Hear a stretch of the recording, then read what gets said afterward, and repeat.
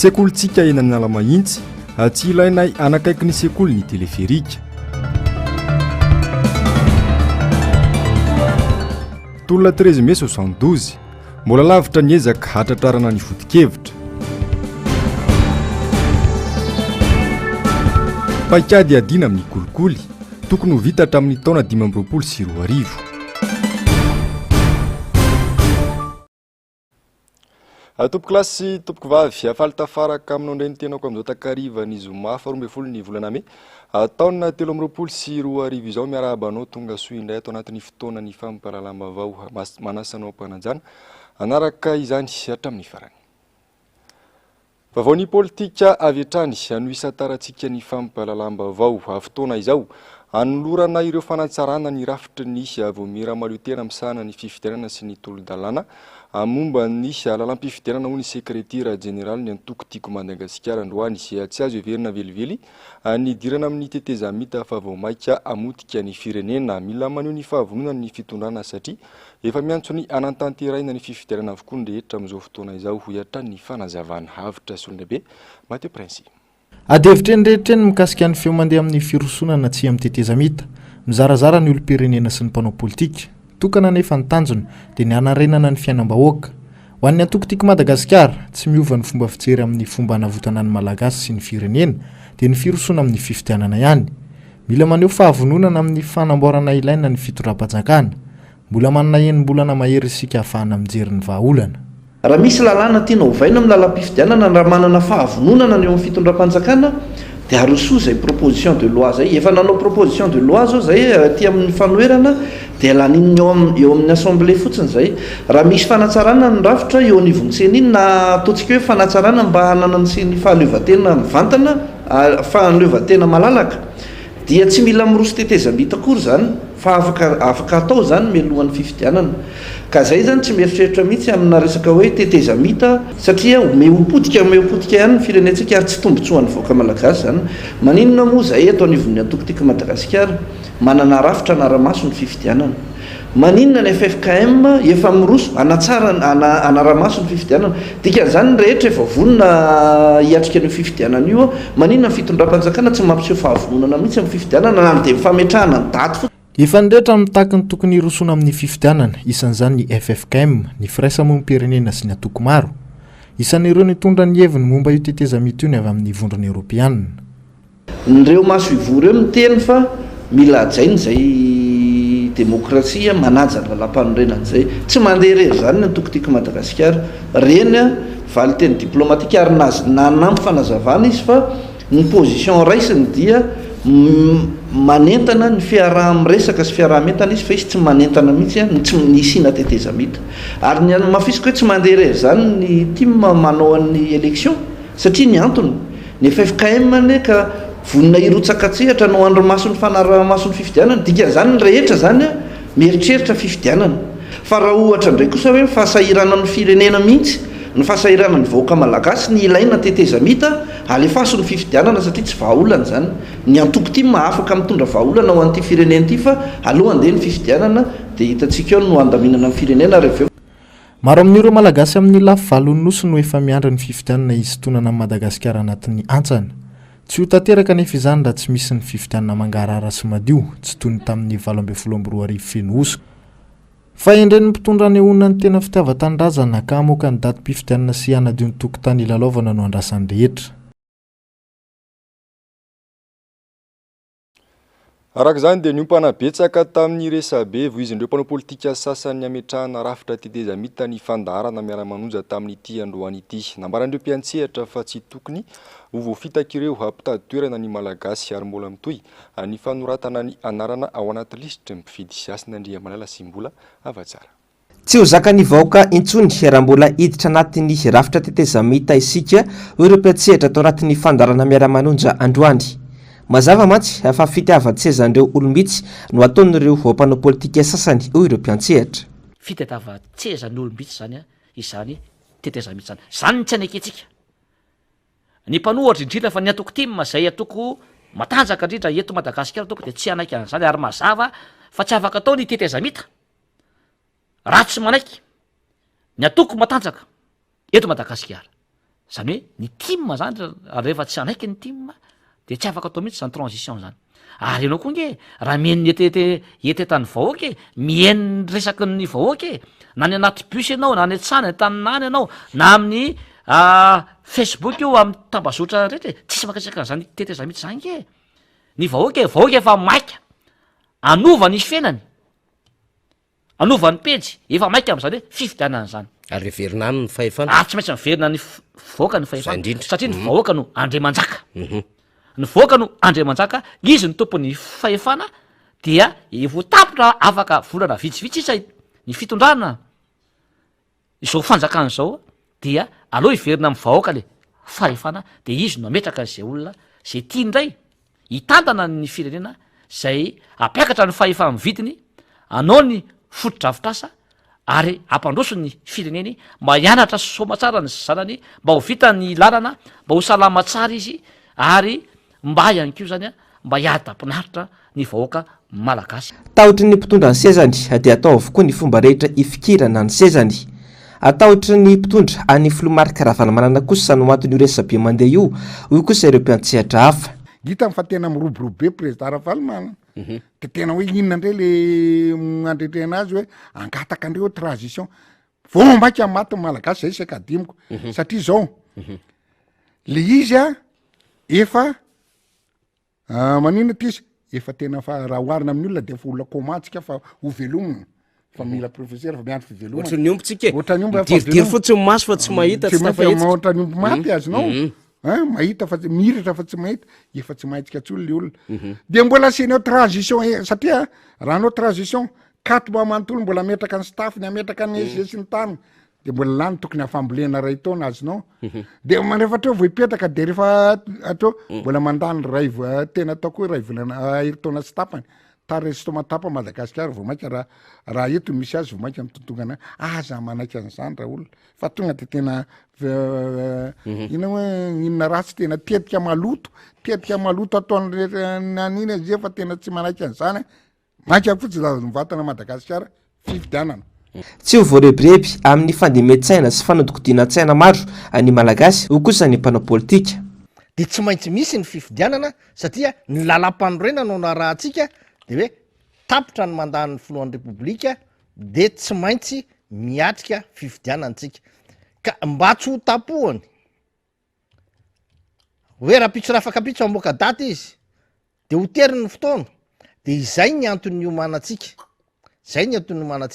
roa zany ny fiomanantsika de ny fiomanana amin'ny fifidianana filohan'ny repoblika de ao koa ny fiomanana amin'ny filohan'ny fifidianana be ny tanàna fa ny asa atrehantsika kosa dia ny fanaovana ny refonte ny fisoratana anarana ny fanarahamaso ny fisoratana ny anarana rehetrarehetra ao anatin'ny liste ny ompifidy ny fandarana miara-manonja moa dia arainao isan'andro eto amin'ny MBS TV sy ny radio MBS isan'andro ny alatsinainy hatramin'ny zoma manomboka amin'ny 7h sasany maraina manodidina izay vaovao ny fifidianana izay hatrany isy ny tolo-dalàna momba ny lalàna mifeny fifidianana na ny code électoral ho an'ny hoeny amin'ny anteny miram-pirenena hateboka 10 no voakitika ao anatin'ny lalam-pifidianana amin'izao io raha ny fanazavana ka isan'izany ny fetra ny vola tokony ampiasain'ny kandida mandritra ny fifidianana ravo razafy-maina sy manora ndre malala teboka 10 no voakitika ao anaty lalàna amin'ny fifidianana ary efa voavolavola ny tolo-dalàna momba izany ho ny solombavamboaka Ronao Ratsiraka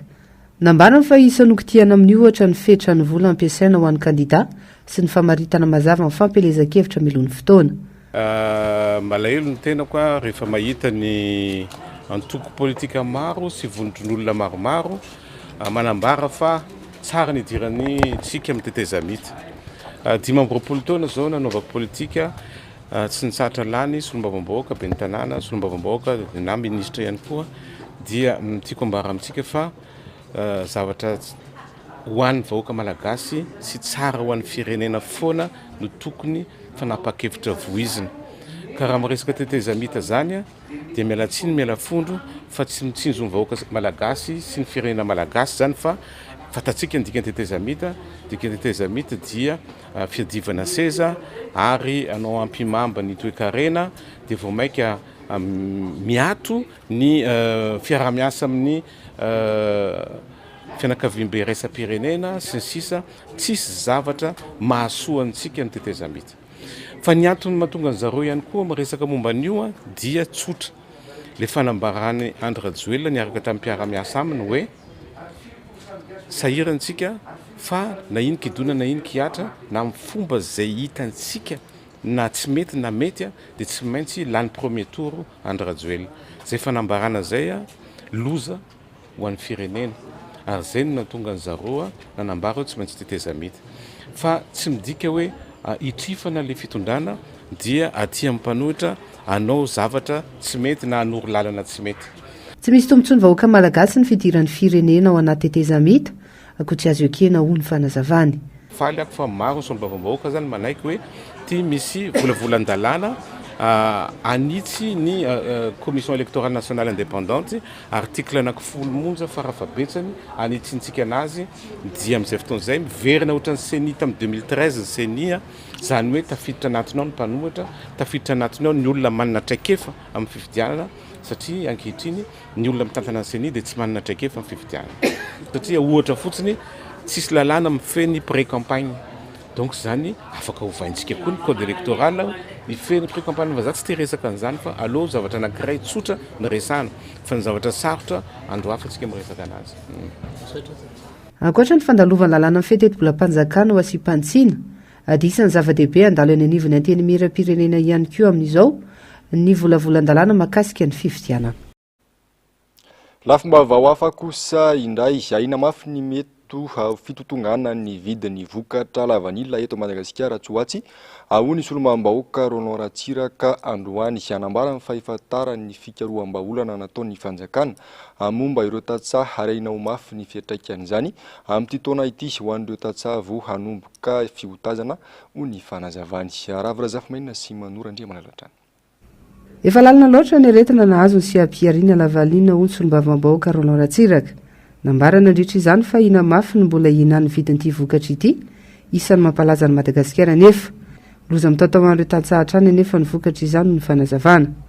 Ka tsy vitan'ny fitondrana zany nanao ampimamba ny lavania arabasoa arabatsara ary nanaiky zareo nanao le libéralisation kanjo ny zavatra indro kely fotsiny efa milentika tanteraka ny lavania omaly ny antso ny olona mpividy faran'izay ataontsika hoe ngeza indrindra anisan'ny ngeza indrindra dia niteny izy na $100 zaho tsy vidy zao sa be loatra ny lavania eto ampelantananay ary alohan'ny volana décembre dia tsy te hividy izy kanefa efa tonga koa zao ny campagne vaovao any ambanja manomboka dikan'izany tsisy hividy lavania dia zagaka zany tsika raha tena midina ambany dia ambany mihitsy ny lavania fa miezaka foana hiady fa ny zava-dehibe fotsiny aloha dia tsy ampelantanany zareo tsony ny lavania ary tsy vitany nanao ampimamba ary ny tena ny adivaka io tsy ndraky nataony amin'ny lechina amin'ny zavatra hafa hiadivana ary naresitsika. Nanamafy ny solombavam-bahoaka fa efanandrasan'ny fanjakana efa potika ny fiariana vaomody ikaroham-baolana ny tantsaha ny zava-dehibe aloha izy dia ravatreo ny fikasana nanao ampimamba ny fitrandrana ho an'ireo olona sasany akaiky ny fitondrana izay efa nanao izany hatramin'izay. Fa fitiavan-tanindrazana sy fiarovana ny fampianarana no antony tolona tamin'ny 72 fa tsy fanakorontanana ny firenena ho ireo mpikambana ao anatin'ny hetsika 72 izay natsanga ny Maître Olalahy 30 taona lasa izay mitony hiady satria tsy mbola tafajoro ny antony ady natao hatramin'izao raha ny fanazavana havitra solondabe sy Mateo Prince. Nandritra ny fivorian'ny fikambanan'ny mpianatra tao Antsirabe sy tany Atsimonosy ny Martsa 27 no natsapana fasadasada tsy mafy ny teny malagasy sy ny frantsay zaza malagasy. Antony izany ny saritsarina fahaleovantena azon'ny Madagasikara ny taona 17 na ny hoe négo-kolonialisme. Vaky ny fikominana nataon'ireo mpianatra ny 17 ametraka foto-kevitra roa lehibe sy mazava. Voalohany amin'izany ny fanagasiana ny fampianarana na ny malgasisation sy ny famahoana ny fampianarana na ny démocratisation. Fiarovana ny fampianarana sy ny tanindrazana no nanainga ny mpianatra hitolona raha ny fanazavana. Zao fotoan'izao dia maheno rehefa misy tsao mandeha hoe nanapotika ny firenena ny tolona tamin'ny 13 Mey 2017 ka tena lavina hitanteraka fa tena fitiavana ny fampianarana, fitiavana ny tanindrazana mba ho tena hoe satria efa enimpolo sivinjato sy arivotsika nahazo ny fahalevantena 12 taona taorin'izay nefa dia mbola tsy nisy na inona na neo fa naleo tena i Madagasikara. Ady mbola mampijoro ireto etsika ny tolona 27 ireto ihany koa ny tsy fisian'ny fiandrianam-pirenena ankoatra ny lafin'ny fampianarana izay mbola maro amin'ireo faritra no tsy misitraka sekoly araka ny tokony ho izy. Marina fa nisy zavatra azo tamin'ny fiandrianam-pirenena nanarana ndreny mialamila tafika tereto nefa ny amin'izao fotoana izao dia fatra-pirenena fa mbola misy conseiller militaire samy hafa nivony tafika na polisy na gendarme na mialamila ary zany mifehy satria nahoana satria izy mamaty vola zany hoe le fahafahatsika ara-toekarena zany lasa namotika atsika ara-tafika koa tsy lazaina tsony hoe nanosy malagasy aza nangatany flodideratsika tamin'ny mbola tsy azo hatramin'izao zany a fiandrianam-pirenena tolo ka zany ny antony ilazanay anareo hoe tsy maintsy mbola mijoro izahay raha tsy tanteraka zay zavatra notakina tamin'ny mai 72 reny. Olomanga londohan'ny tarika ny tolona tamin'izany ny maître Olala na ho Ilira Zafinjatovo. Tsy voakosika ny anarany ary isan'ny mpampaneny lakilosy sy manaitra ireo mpanao politika ny tokony hatrarana ny tanjona tamin'ny tolona leo fony fahavelony. Raika amin'ny 20 taona teo aoriana mbola baraingo ny mety hatrarina ireo foto-kevitra ireo. Na eo azy zany dia hitohy amin'ny fametraham-boninkazo fahatsiarovana izy ireo raha ampitso etsy amin'ny kianjan'ny 13,770. Ijoro amin'ny fahamarinana ka natsikafona ireo dossier maloto ndreo mihevitra ny tenany ho ambony lalàna no tanjony vovonana miady amin'ny tsy maty manota izay tafatsangana tamin'ny fomba ofisialy androany. Nilaza ireo mpikambana fa tsy matahotra ndra matahora ataon'ny mpitondra ankehitriny fanampanazavana entin'ny mpanao gazety Ravirazafimaina sy Manora Andriamalala. Voatonona manokana ary mihevitra ny tsy ho tratry alika ireo olona akaiky ny mpitondra. Marobe ny resaka ny paritaka nanapaingitra minisitra, solombavam-boaka sy olona hafa miaraka amin'ny fitondrana, saingy tsy nisy tohiny ireny. Noho ny raha matahora ataon'ny mpitondra ihany koa anefa. Nabetsaka izy ireo te-hiteny dia tsy samy laza ny marina, sy maneho hevitra noho ny tahotra ny higadra. Feriasina ny fanjakana sy ny fitsarana ankehitriny ary tsy misy azo ianteherana intsony. Ny mpitandro filaminana indray miaro ny seza mpitondra ary manakana ireo manohitra ity farany. Tsy salovana ny andraikitry ny hafa ny vovonana miady any tsy maty manota fa hitoroka kosa ny tsirariny misy eto amin'ny firenena. Firy amin'ny rantsika amin'ny fanaovana kolokolo eran'izao tontolo izao. Alohaloha ihany zay. Rano sy manjary, filaharana sy manjary le zay mahalohaloha tsika. Fa ny zavatra manjary tsika fa 5 amin'ny rambony ihany. Ka manomboka eto zany izahay efa olotoanareo ihany dia hijoro zahay. Hanenjika an'izay sy manao zavatra sy manjary eto na iza izy na iza. Na mpanao politika io na mpanao inona raha mbola hiarovantsika ny zavatra ratsy sy manjary eto amin'ity tanindrazana ty dia ho potika ny firenena, potika isika, potika ny taranaka mba henoy izahay fa tsy ny feona criminel sy ny mercenaire no ny henoanareo fa ny feon'olo marina mba zay mahasamy joro dia tsy maintsy hoavy zay fanenjehana zay dia foronony dossier fa raha dossier tsy misy raha halatra tsy nisy inona moa ny hampigadranay fa raha misy kosa ny nataonay gadrao fa alohan'ny hampigadrananay dia gadrao daholo aloha zay nanodina teto, zay nangalatra teto, zay nandravan'ny fananam-bahoaka, zay nampijaly vahoaka, zay nampiferinay ny vahoaka. Faharoa eo sisa no ananandreo rafitra mpiady amin'ny kolikoly ametrahany paikady anafoanana ity fanitry be ny firenena ity hatreto adidy 27 avy eny amin'ny pakina ny fitsarana misahana ny ady amin'ny kolikoly no averin'ny aray izay sampana mpanao fanadihadiana momba ireo arena azo avy amin'ny tsy ara-drariny sy adiniana afainganina ny didim-pitsarana rehetra raha ny fanazavana ary averina amin'ny tompony ireo fananany sy amadio raha misy izany Ravirazafimaina sy Manora Andriamalala. 10 taona ihany fa tanterahany ireo paikady rehetra adina amin'ny kolikoly eto Madagasikara. Rotaona nefa sisa no ananandreo ratsy mangaiky anatanterahana izany. Mbola lavitra dia lavitra ny ezaka. Ny eo ampako manokana 27 ny didy mahasana ny fahazona arena amin'ny tsy ara-drarina no averina diniana sy anaovana fanadihadiana. Trangana kolikoly ny akatra fitsarana nanomboka ny taona 2024 ireo. Hatreto fiara 220 vola mahery ny 10 miliara sy 5,770 tapitrisa ariary no voakejany RAI ankoatra ny tany, ny trano sy ny kojakoja samihafa. Ny paka voalohany dia tamin'ny taona 2024 no nipetraka. Dia zay didy rehetra nivoaka nanomboka tamin'ny fametrahana ny paka voalohany teto Antananarivo zany dia tsy maintsy alefa any amin'ny agence de recouvrement des avoirs illicites ho tanterahana ho tazomy lay agence ary tsy ny eto Antananarivo ihany fa am'izay paka hitsangana rehetrarehetra ny RAI zany dia mitazona ny information na ny données rehetra mahakasika ny zavatra voageja eto amin'ny firenena zay mety hoe voageja zany everina hoe fananana maloto na fananana azo tamin'ny tsy ara-dalàna de ny paka ihany koa le fifanarahana androany zany afana mifanakalo ny vaovao ny information mahakasika an'izay ny paka mandefa aminay ny information rehetrarehetra mahakasika an'izany mba ho ampidirinay anatin'ny base de données ny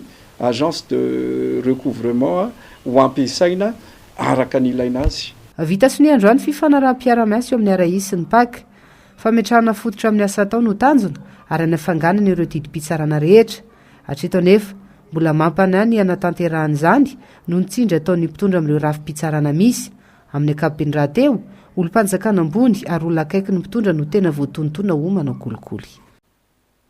Lafomba vao ny toe-karena kosa indray ny teti-bolam-panjakana no tokony ahitana taratra ny fampandrosoana raha toe-karena izay tsy mitsaha mitotongana amin'izao ho ny pahy toe-karena politika mila iaraha-midinika ambony latabatra ihany koa ny fanarenana ara-toe-karena sy ny tosika avy amin'ny fitondram-panjakana antony mahatonga ny fanenana mpiasa eny anivon'ny orinasa maro amin'izao ny tsy fisiana drafim-panarenana matipaika indrindra tao aorian'ny valandaretana Covid-19 avitra Sorinabe sy Mateo Prince. Tsy nitsaha totongana ny toe-karena teto amintsika nanomboka ny taona 3.790 fotoana nisy ny fifanarahana fiara-miasa arabola na ny accord de coopération monétaire. Nisy fiatraikany betsaka teo amin'ny fandraharana izy io. Voageja avokoa ny sehatra rehetra ary nampiakatra ny vidim-piainana ihany koa. Tsy manana ny fahamarina toerana itsonina ny fitrandrahana na ireo orinasa mpanondrana toy ny orinasa afakabo sy ny maro hafa.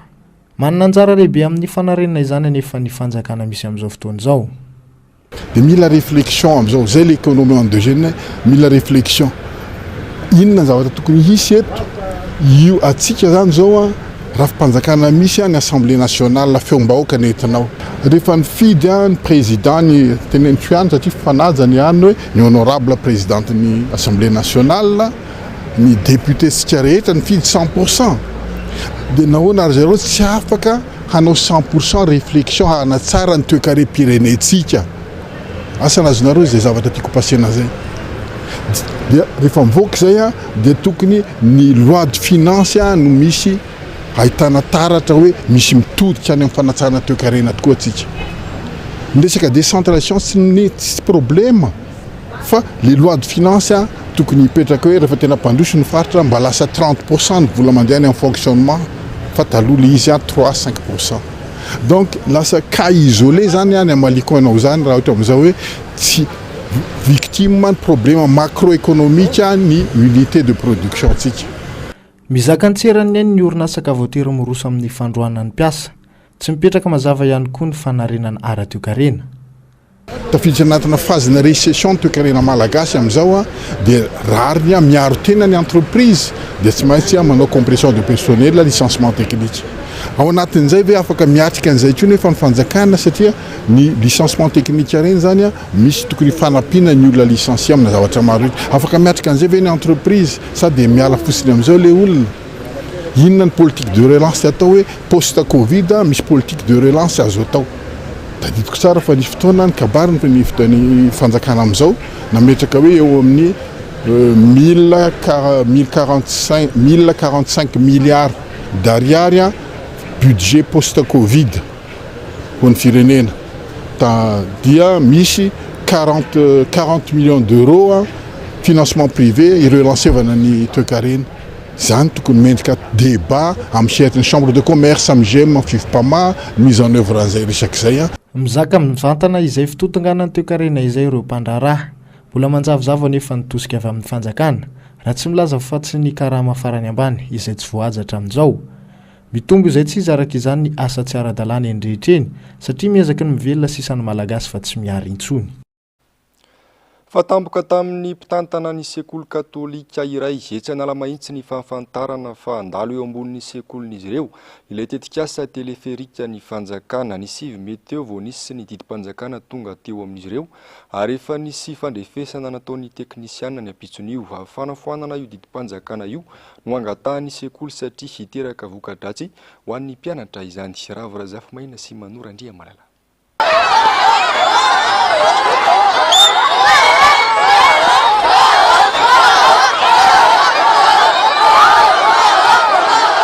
Tsy nisy fampahafantarana mahakasika ilay teleferika ho an'ny sekoly raha tsy tamin'ity herinandro ity. Ny ray feo ireo mpitantana ny sekoly sy ny vondron'iray aman-dren'ny mpianatra ary ireo mpampianatra fa tsy ilainy ilay tetikasa ary tokony afindra toerana.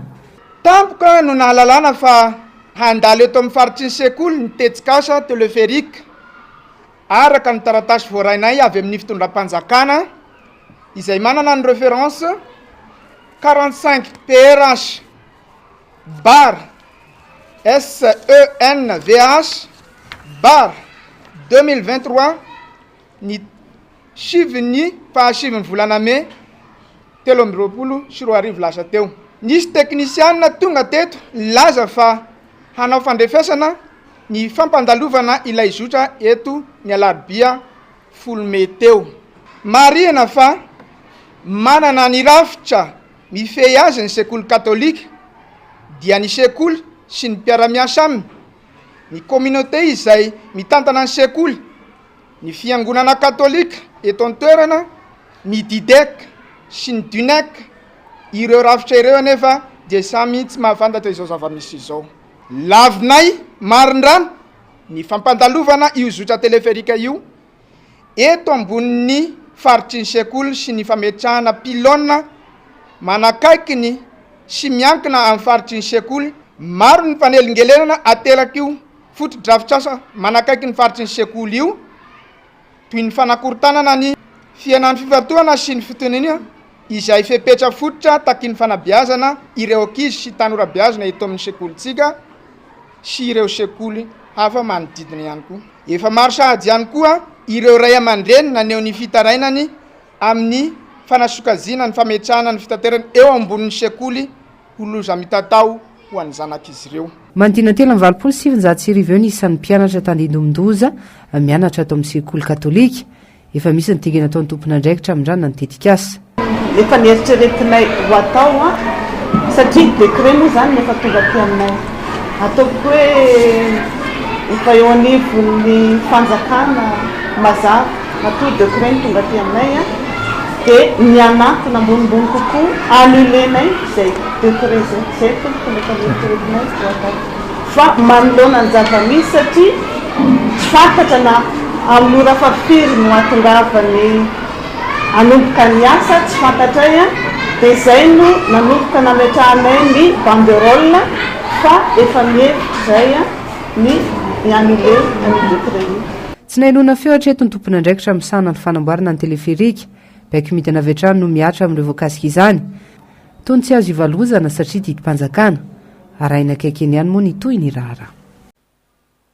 Fa zaza fotsy misy 13 ny ovafono ny tolobatana ary ny lavolefona teo anatrehany mpitandro filaminana tany Anjinji distrika Anambatoboeny androany manodidina 12 hatramin'ny 13 taona eo izy ireo izay ahitana vehivavy misy 5 taorian'ny fifampiresahana teo amin'ny tompon'andraikitra sy ny ray aman-dreny tany an-toerana no nazahoana izany vokatra izany raha ny loharambavao mbola aray maso akaiky kosa ny amin'izy ireo henanivon'ny fiarahamonina misy azy raha tsy aivona moa dia zaza fotsy misy 5 no maty tao Anjianji sy manerinerina ny alatsinainy lasa teo vokatra ny fifandonana nisy teo amin'izy ireo sy ny mpitandro ny filaminana.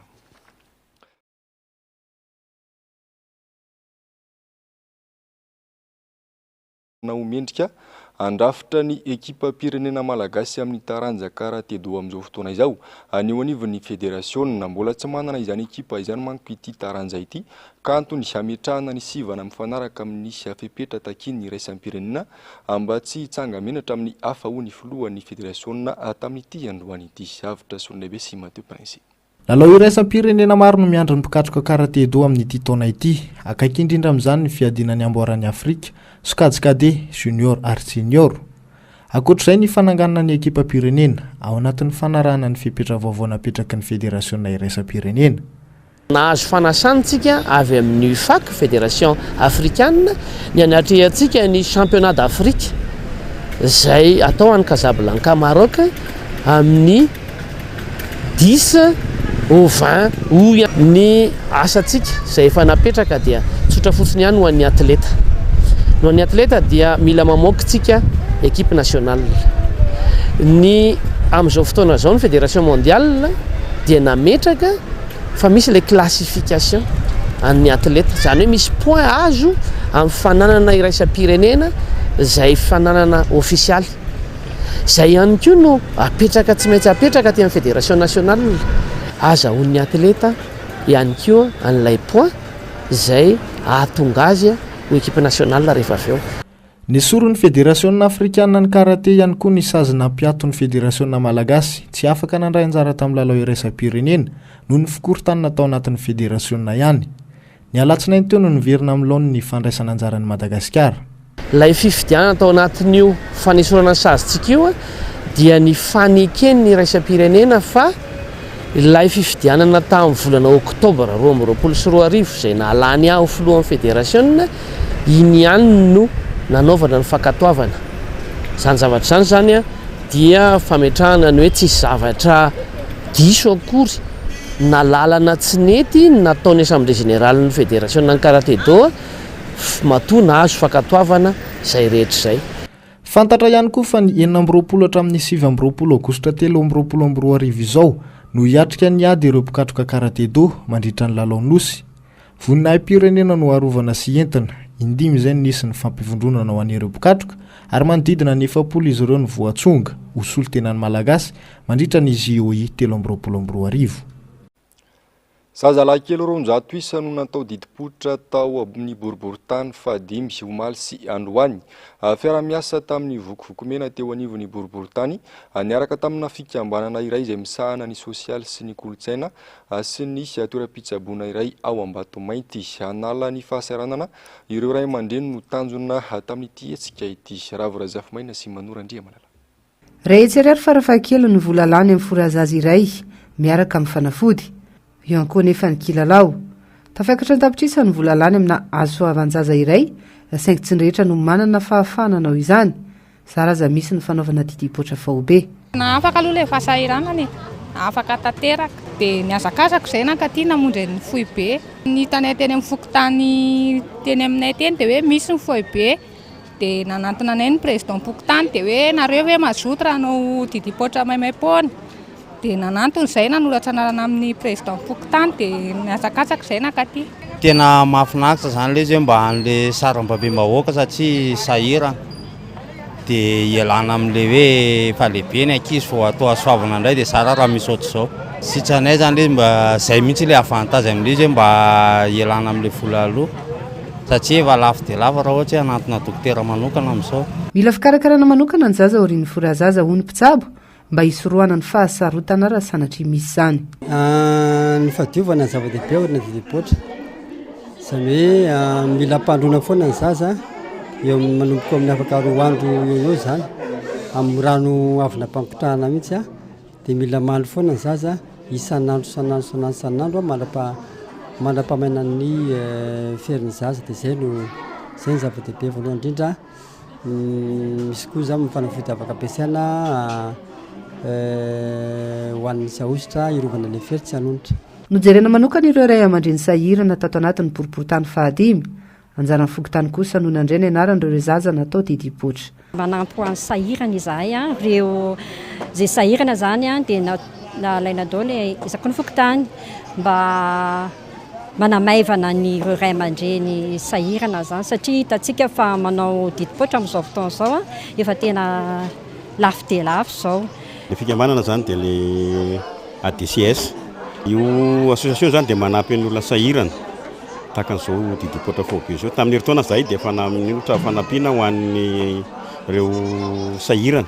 Ny fikambanana ADCS ao amin'ny boriboritany fahadimy, ny vokovokomena ary ny klinika Ambatomainty no niaran'ny salana nampy maimaimpoana ireo ray aman-dreny tamin'ny fanaovana didipoitra faobe nandritra ny 2 andro. farany eo amin'ny maresaka iraisampirenena iady amin'ny fifohana sigarany any Portugal manomboka izao amin'ny taona 2024 dia tsy sigara intsony ao Portugal raha ny tanjona napetraka izy ireo isy araka izany ny lalàna anamafisana io fanapa-kevitra io asina Andriamalala sy Andry Rakotomalala. Tsisy sigara intsony any Portugal amin'ny taona 2024 isy lalàna vaovao avoaka ny mpanao lalàna sy ny mpitondra fanjakana any toerana manoloana izany. Manomboka izao dia tsy azo atao intsony ny mifoka sigara eny an-dalambe na eny akaiky ny hôpitaly na sekoly sy ny toerana maro samihafa.